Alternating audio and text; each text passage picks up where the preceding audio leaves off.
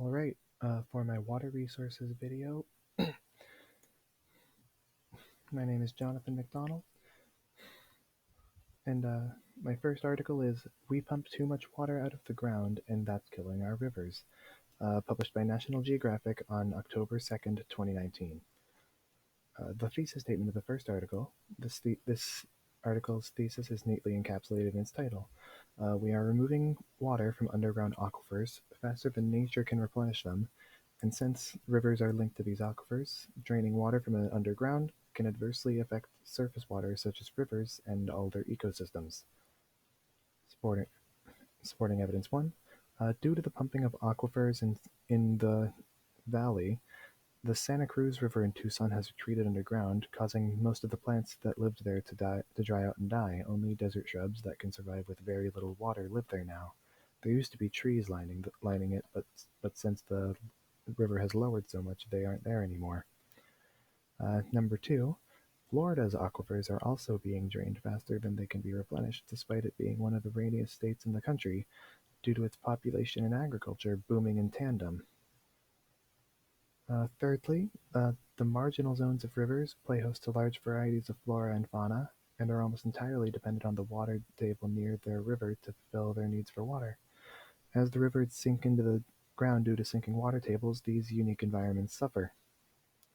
The purpose of the first article was to discuss the negative effects of aquifer pumping in both environmental and social contexts.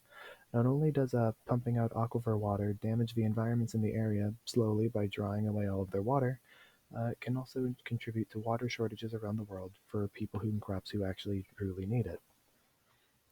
Now moving on to my second article, Will the Climate Crisis Tap Out the Colorado River?, published by High Country News on February 24th, 2021.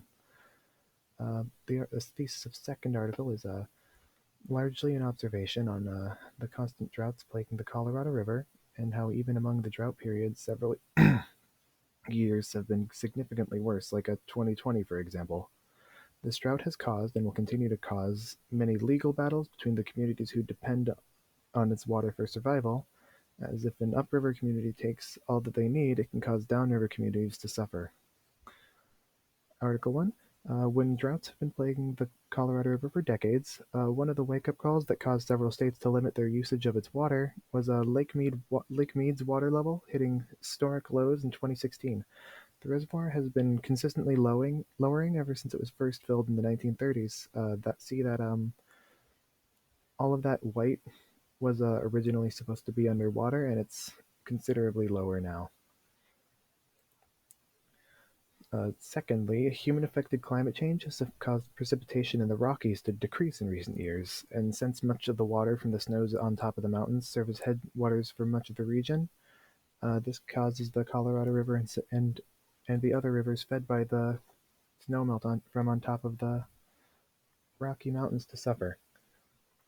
This is a picture of the snow caps on top of the mountains.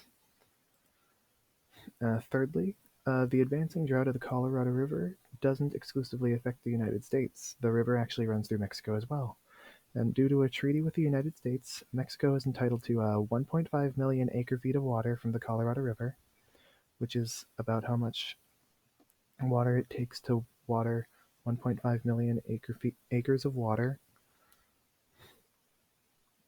one foot deep of water for an entire acre. And that promise is very difficult to keep while still maintaining the health of the river, as settlements along all of its banks continue growing very, very fast. The purpose of the second article was to draw attention to the droughts plaguing the Colorado River and its tributaries so that those affected by the drought can more effectively use their water, as well as seek water from other sources. The article also discusses the legal issues relating to the usage of water from the Colorado River. Those at the lower end of the river have the same rights as those at the headwaters, and the messy legal area this all operates in. Thank you.